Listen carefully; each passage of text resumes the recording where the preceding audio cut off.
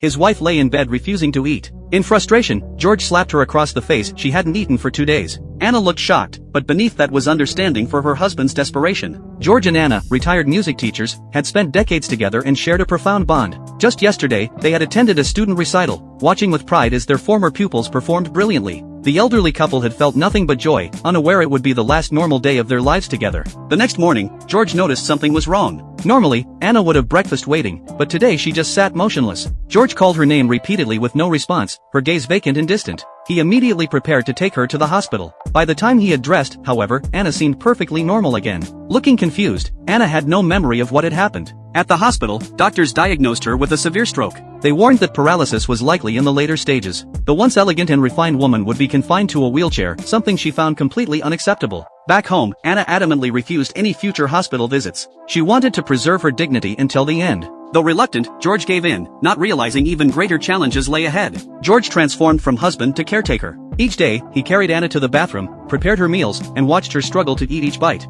Anna's heart filled with anguish and self-blame. Once an admired piano teacher, she had become a dependent burden. The stark contrast was unbearable. One day, George returned home to a heartbreaking scene. Anna had fallen to the floor beside an open window. He understood immediately she had tried to jump. George didn't scold her, but from that day on, he never left her alone in the house. As her condition worsened, Anna began to lose control of her bladder and bowels. For someone who had always prided herself on elegance, this was the ultimate humiliation. Just then, their daughter returned from abroad. By this point, Anna could barely speak. Rather than offering comfort, their daughter immediately blamed George for not providing better medical care. She hired a professional caregiver to look after her mother, but the caregiver lacked George's gentle touch. Every time she turned Anna, bathed her, or even combed her hair, Anna endured excruciating pain. Worse still, the caregiver forced Anna to look at herself in the mirror, confronting her with her deteriorated appearance. Under this caregiver's watch, Anna's last shreds of dignity were completely stripped away.